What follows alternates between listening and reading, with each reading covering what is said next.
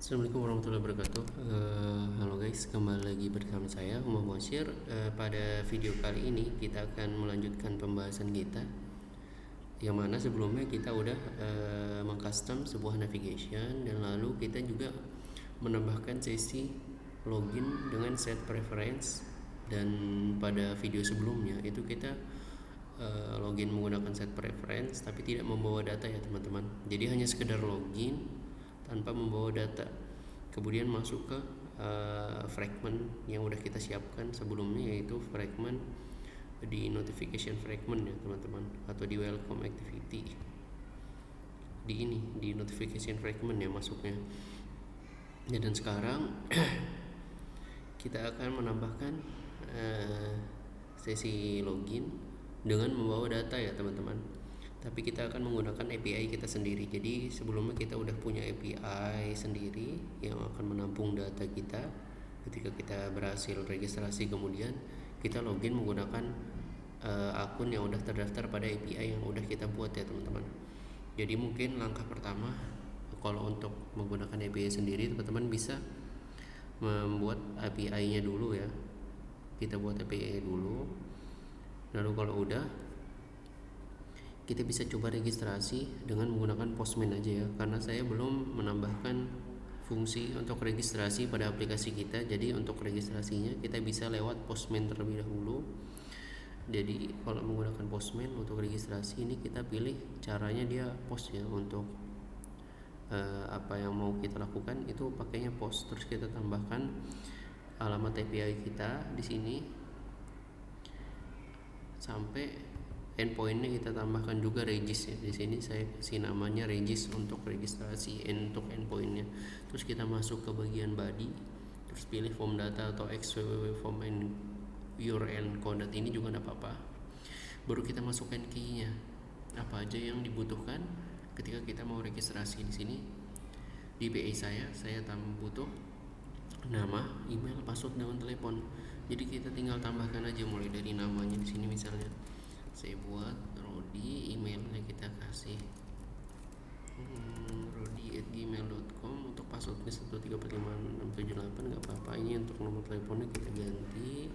Baru kita send datanya, kita cek apakah dia berhasil untuk membuat datanya ya. Kita tunggu sending requestnya.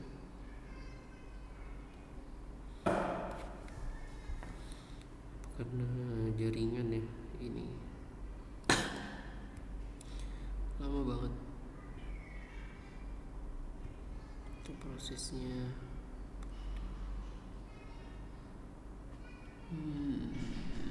Kenapa ini lama teman-teman? Kita tunggu dulu.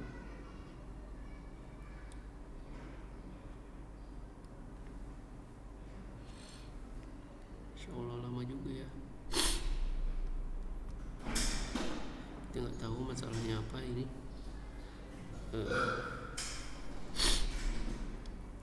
Jadi tunggu aja sampai prosesnya selesai.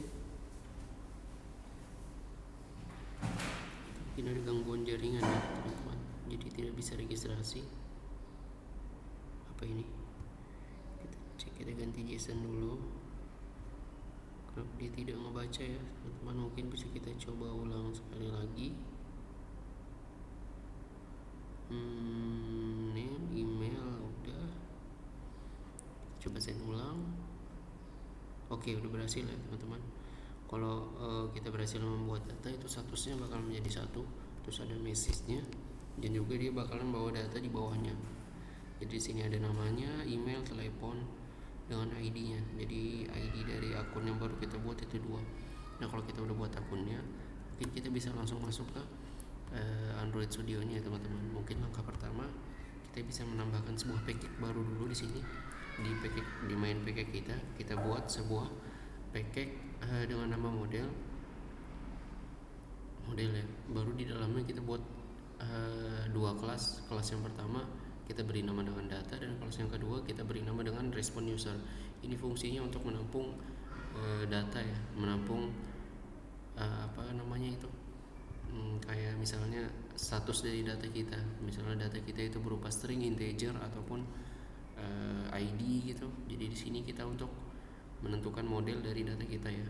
Yang pertama kita buat kelas data. Sini bisa ditulis, diikutin aja data kelas. Baru kita tambahkan variabel telepon, update add-nya, name, create add, ID dengan email ya. Di sini semua tipe datanya berupa string kecuali ID, kita kasih dia integer ya. Baru untuk datanya boleh null ya. Jadi kita kasih status untuk datanya boleh null. Lalu yang kedua kita bisa buat respon usernya, kelas respon user. Kita kasih variabel status tadi yang berupa integer, yang tadi teman-teman bisa lihat di Postman. Kalau kita berhasil membuat data, statusnya akan menjadi 1, sedangkan kalau gagal dia akan jadi 0. Kita kasih message juga berupa string, baru kita bawa datanya. Ada 3 ya. Oke, kalau kita udah berhasil menambahkan sebuah package model, ini bisa kita tutup aja. Lalu yang kedua kita bisa menambahkan sebuah package baru dengan nama API. Sini kita buat package baru dengan nama API. Baru kita buat API config-nya ya teman-teman. Untuk tipenya berupa objek ya. API config ini tipe datanya berupa objek. Baru yang pertama, yang paling penting kita harus menambahkan sebuah base URL. Karena kita mau pakai API lokal, jadi kita tambahkan URL API lokal kita. Jadi tanpa endpoint ya teman-teman. Jadi kita tambahkan API lokal tanpa endpoint, baru kita panggil retrofit di sini. Fungsi dari si retrofit ini ya teman-teman, bisa dilihat ini fungsinya agar kita bisa menampilkan data ya dan mengetnya. Baru kita tambahkan fungsi dari API service-nya juga di sini, instant retrofit. Baru kita setelah itu bisa kita buat, nanti kan bakalan error di sini. Bisa kita buat aja sebuah interface baru di dalam package API. Kita beri nama dengan API service, dan di sini fungsinya dia bakal menampung endpoint dari API kita ya teman-teman. Jadi yang pertama kita regis kan tidak memakai regis, jadi nggak perlu, kita langsung aja tambahkan form URL encode. Tipenya berupa ngepost, baru NPI nya login, baru kita tentukan yang kita butuhkan kita login itu apa aja. Nah di sini kita perlu email dengan password ya, dan tipe data keduanya itu berupa string. Jadi seperti itu. Nanti baru kita call respon usernya.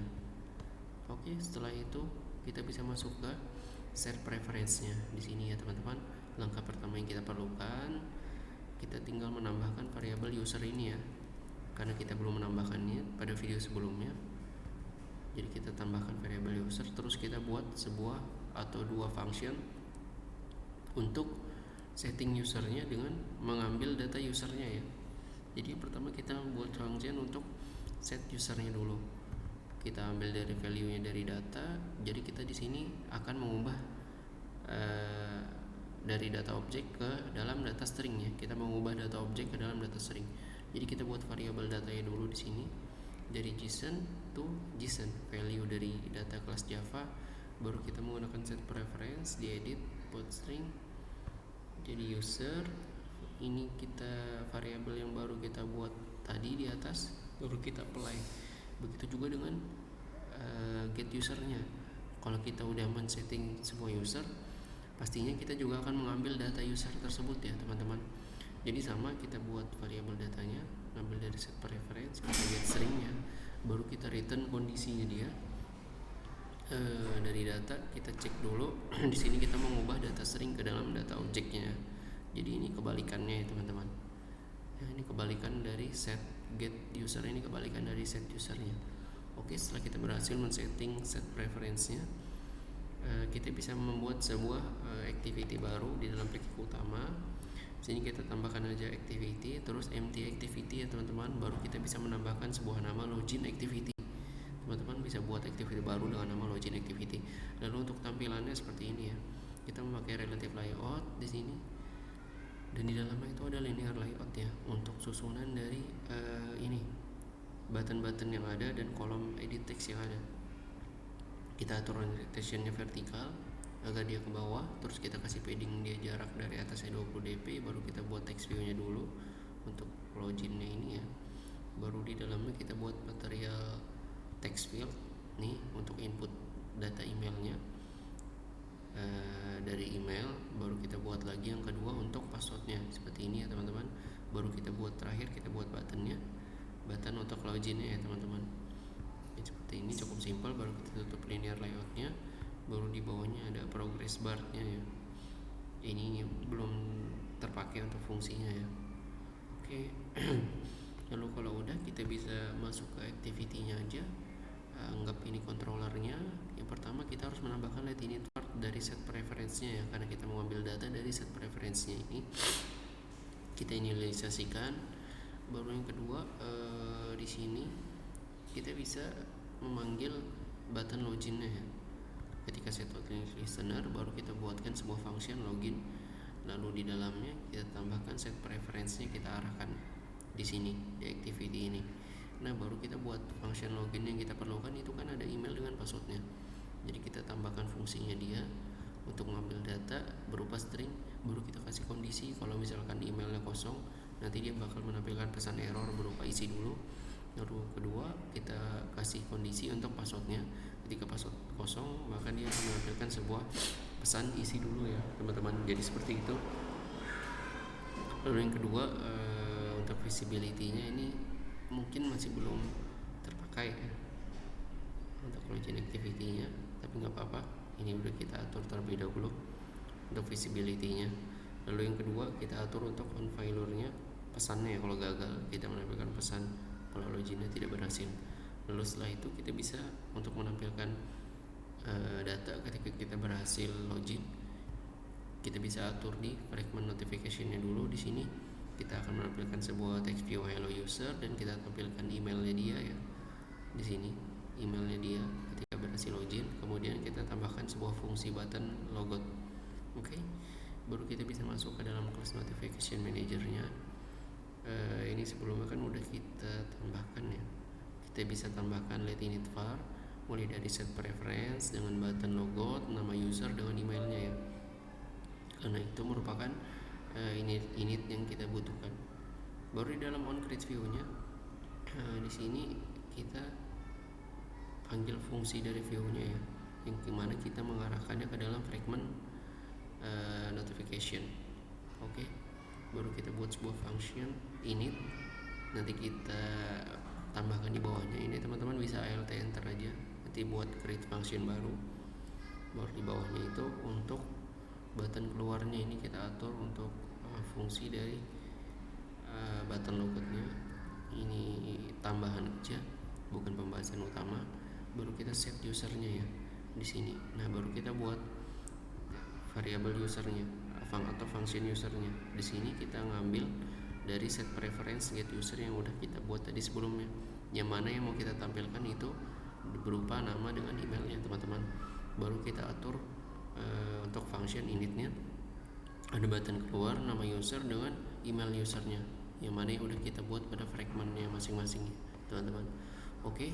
Lalu yang terakhir kita bisa masuk ke welcome activity. Di sini kita atur button loginnya ya teman-teman. Button loginnya itu kan sebelumnya kita hanya menampilkan sebuah toast. Kita akan mengubah menjadi intent ya. Jadi kita akan pindahkan halamannya dia. Ketika kita mengklik button loginnya, ketika berhasil dia akan masuk ke login activity ya, dan akan mengalami perpindahan halaman. Oke, jadi mungkin cukup. Kalau udah bisa kita jalankan aja aplikasinya teman-teman. Kita tunggu sampai prosesnya selesai instalasinya. Oke, mungkin kita bisa ini dulu ya, apa namanya, kita pakai Scripy dulu, mirroring. Kita buka folder mirroring kita, itu ada di dalam folder download. Itu di mana ya mirroring, bentar kita cari. Oh ya, ini dalam sini. Kita pakai Scripy, kita buka dulu. Kita tunggu sampai selesai prosesnya.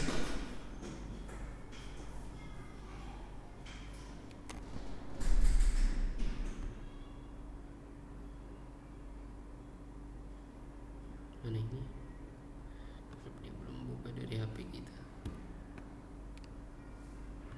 Nah, akhirnya muncul. Ini ada button loginnya yang barusan kita buat di welcome activity. Kalau kita klik, kita bisa isi dari email yang barusan kita buat ya di Postman. Mana nih? Mungkin kita coba dari sini aja ya. Kita isi Rodi. Dia agak nge-lag ya teman-teman, lagi gangguan nih. Rodi Gmail, dia nggak mau ya teman-teman.